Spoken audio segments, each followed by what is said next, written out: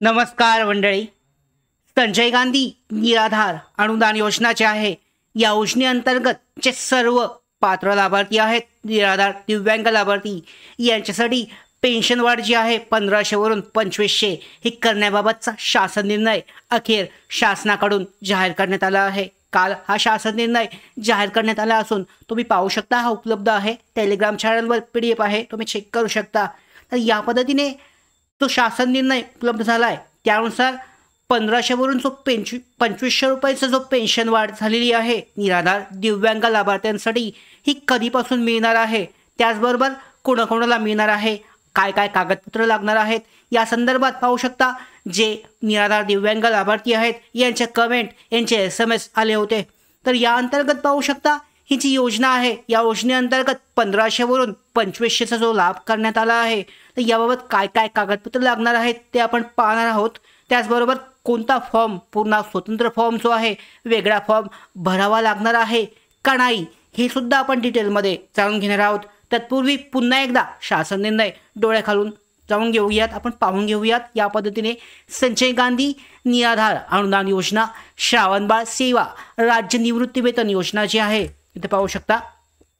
संजय गांधी निराधार अनुदान योजना, श्रावणबाळ सेवा, राज्य निवृत्ती वेतन योजनेच्या दिव्यांग लाभार्थ्यांचे अर्थसहाय्य रुपये 1500 वरून 2500 इतकं करण्याबाबत सामाजिक न्याय आणि विशेष सहाय्य विभागाचा हा शासन निर्णय 15 सप्टेंबरचा आहे. या अंतर्गत प्रस्तावना तुम्ही चेक केली असेल, 1500 वरून 2500 हा करण्यात आला आहे. आता यामध्ये काय काय सांगितलंय की कोणकोणते कागदपत्र लागणार आहेत, कोणता फॉर्म भरावा लागणार आहे, हे सुद्धा पाहून घेऊयात. तर पाहू शकता, सदर अर्थसहाय्यातील वाढ ही संजय गांधी निराधार अनुदान योजना, श्रावणबाळ सेवा, राज्य निवृत्ती वेतन योजना, म्हणजे कोणकोणते लाभार्थी पात्र आहेत पाहू शकता. या योजनेसाठी निराधार अनुदान योजना, श्रावणबाळ सेवा, राज्य निवृत्ती वेतन योजना, इंदिरा गांधी राष्ट्रीय वृद्धापकाळ निवृत्ती वेतन योजना, इंदिरा गांधी राष्ट्रीय विधवा निवृत्ती वेतन योजना आणि इंदिरा गांधी राष्ट्रीय दिव्यांग निवृत्ती वेतन योजना, या सगळ्या योजनेतील जे पात्र दिव्यांग लाभार्थी आहेत यांना हे 1500 रुपयावरून 2500 रुपयाचं पेन्शन वाढ हे लागू असणार आहे.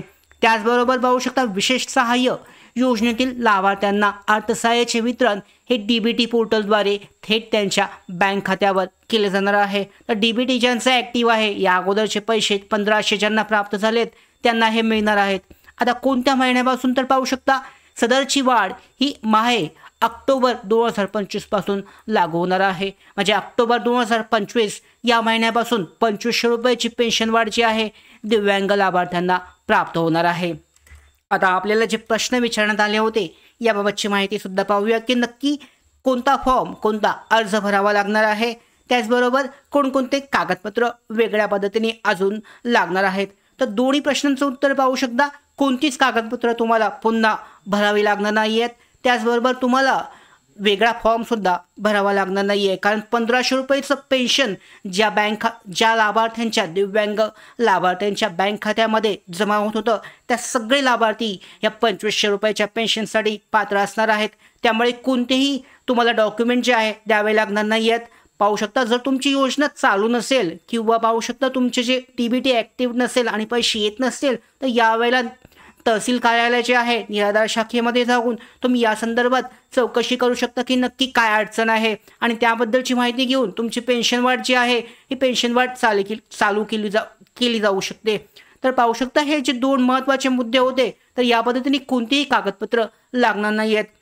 मात्र एक महत्त्वाचा मुद्दा सगळे लाभार्थी जे आहेत, दिव्यांग लाभार्थी, हे उचलत आहेत यामध्ये की जे बोगस फेक दिव्यांग लाभार्थी आहेत यांच्यासाठी काय कार्यवाही शासनामार्फत केली जाईल. तर पाहू शकता, जो शासन निर्णय सांगितलाय यामध्ये कोणतीही SOP किंवा जे प्रोसेस जी आहे, दिव्यांग लाभार्थी असतील किंवा ज्यांसाठी वेगळे पेन्शन देण्यासाठी 2500 रुपयाची म्हणजे जे काही प्रोसेस आहे, काही जर लाभार्थी असतील तर चेकिंग सिस्टीम किंवा रिव्हेरिफिकेशन अशी कोणतीही पद्धत नसणार आहे. त्यामुळे पाहू शकता, तुमचे जो जिल्हा आहे, जिल्ह्याचे जिल्हाधिकारी यांच्यामार्फत स्वतंत्र एक प्रोसेस जी आहे, सिस्टीम, प्रणाली किंवा याच्यामध्ये तयार करून, म्हणजे याच्यामध्ये पाहू शकता तालुकास्तरीय तुमचे जे लाभार्थी असतील लाभार्थ्यांची तपासणी, चेकिंग करून फेक लाभार्थी जे असतील किंवा बोगस लाभार्थी असतील यांची चौकशी ही केली जाऊ शकते. राज्य शासनामार्फत हीच माहिती सांगण्यात आली आहे की तुमच्या जिल्हाधिकारी कार्यालय जे आहे यांच्यामार्फत पुढची प्रक्रिया, जर समजा फेक लाभार्थी यांच्या संदर्भात काही अर्ज प्राप्त झाले असेल किंवा याच्यामध्ये बोगस लाभार्थ्यांबाबत काही माहिती प्राप्त झाली असेल तर त्यावेळेला ती चौकशी केली जाऊ शकते. मात्र राज्य शासन किंवा केंद्र शासनामार्फत अशी कोणतीही प्रणाली किंवा SOP त्यांनी जाहीर केली नाही आहे की पुन्हा एकदा तुमचं रिव्हेरिफिकेशन होईल किंवा काय होईल. त्यामुळे पाहू शकता एक निश्चिंत राहण्यासारखी एक चांगली बातमी आहे. ज्या लाभार्थ्यांना 1500 रुपये या अगोदर त्यांच्या महिन्यामध्ये म्हणजे पाहू शकता सप्टेंबर महिन्याचे सुद्धा प्राप्त झाले असतील त्यांना निश्चितच ऑक्टोबर महिन्याचा लाभ जो आहे 2500 रुपयाचा त्यांच्या बँक खात्यामध्ये वेळेवर जमा होणार आहे. अर्थात तारीख जी आहे ही फिक्स नसली तरी ऑक्टोबर महिन्याचा लाभ ऑक्टोबर महिन्यामध्ये पहिल्या 15 दिवसामध्ये लाभार्थ्यांच्या बँक खात्यामध्ये ही पेन्शन जमा होऊ शकते. त्यामुळे पाहू शकता याच्यासाठी जो महत्त्वाचा मुद्दा जे सगळे लाभार्थी बोलत होते की एखादा नवीन कागदपत्र लागू शकतात किंवा नवीन अर्ज पुन्हा भरावा लागू शकतो, तर अशी कोणतीही प्रोसेस नसून सरळ अशी कोणतीही पद्धत नसून सरळ जे लाभार्थी या अगोदर 1500चा लाभ घेत होते त्यांना डायरेक्टली त्यांच्या बँक खात्यामध्ये ऑक्टोबर महिन्यापासून 2500 रुपयाचा लाभ बँक खात्यामध्ये जमा होणार आहे. जमा झाल्याबाबतची माहिती किंवा अधिकृत जो शासन निर्णय आहे याबाबतची माहिती सुद्धा लवकरच आपल्याकडे प्राप्त होईल. तर अशा पद्धतीने निराधार दिव्यांग लाभार्थी यांच्यासाठी एक चांगली आनंदाची बातमी 1500वरून 2500 त्यांचा जो पेन्शन वाढ जो आहे हे लाभ करण्यात आला आहे. या योजनेसंदर्भातल्या अशाच सगळ्या पुढच्या महत्त्वाच्या अपडेट प्राप्त करण्यासाठीच नोकर भारतीच्या YouTube चॅनलला सबस्क्राईब करा. धन्यवाद.